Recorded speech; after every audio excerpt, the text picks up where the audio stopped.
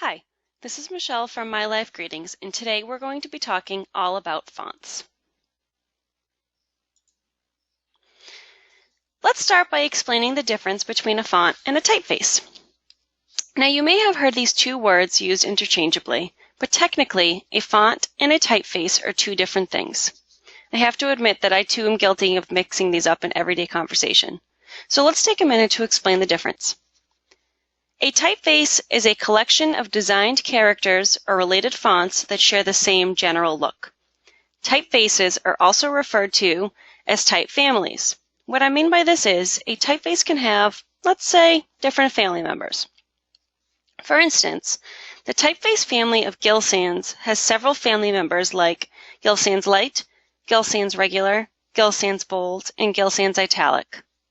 A font, on the other hand, is a digital file that contains various characters in specific sizes, weights, and styles. Typefaces that have certain style attributes like point size and style are fonts. Another thing to keep in mind is that there are different classifications of typefaces. There are many classifications of typefaces out there, but for the sake of simplicity, we are just going to focus on the three that are most commonly used on wedding invitations: serifs, sans serifs, and scripts. A serif typeface that includes small lines at the end of a stroke in a letter or symbol. As you can see, not all serif typefaces are created equal. Bodoni Classic is just that, classic. It uses traditional serifs. Poor Richard, on the other hand, has varied, almost cutesy serifs, making the typeface in general very playful. And finally, Light Classic Roman is an example of a very thin, all-cap serif typeface that is clean yet very classic looking.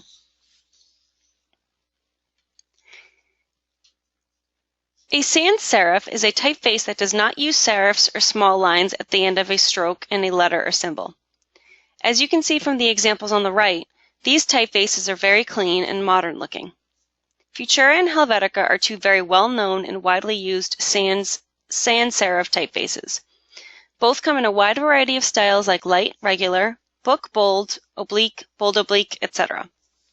Bodega Sans is a non-traditional sans serif. It's tall, condensed, and sharp. It almost looks as though someone took a typeface and just smushed it together. A script is a typeface known to resemble calligraphy, cursive, or handwriting that is usually varied and depicts fluid motion.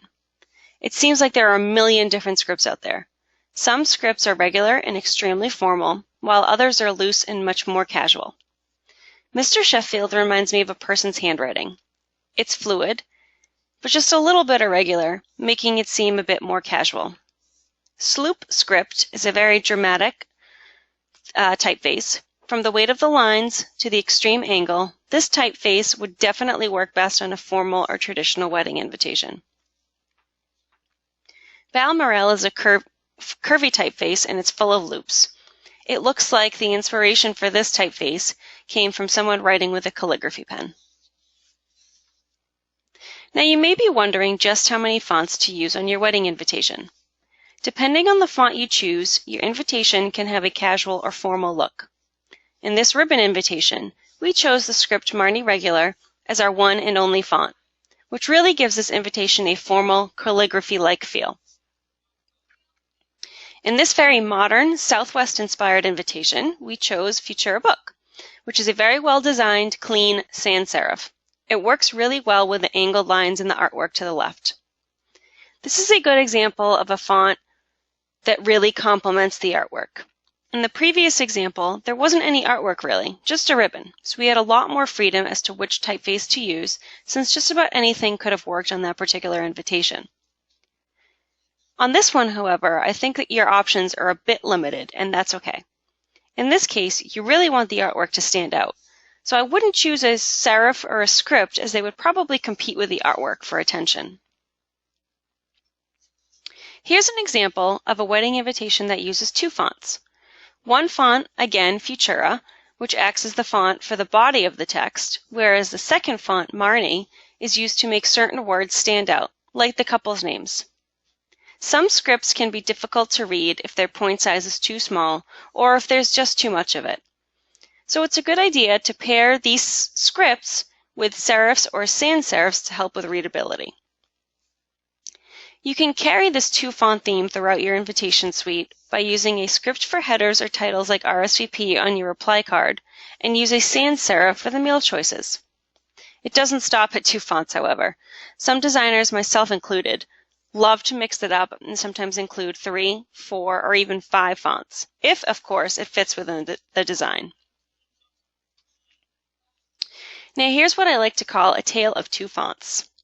This geometric invitation screams modern with its funky triangle design, bright bold colors, sharp angles, and its randomness.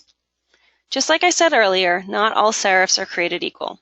Well, no typeface is created equal either. What I mean by that is certain fonts or typefaces work best in certain situations. The invitation on the left uses a very rigid script typeface called Avalon. It's narrow, it's on a different angle than all of the triangles above, and it's difficult to read at the point size it's set at, given the space we had to work with.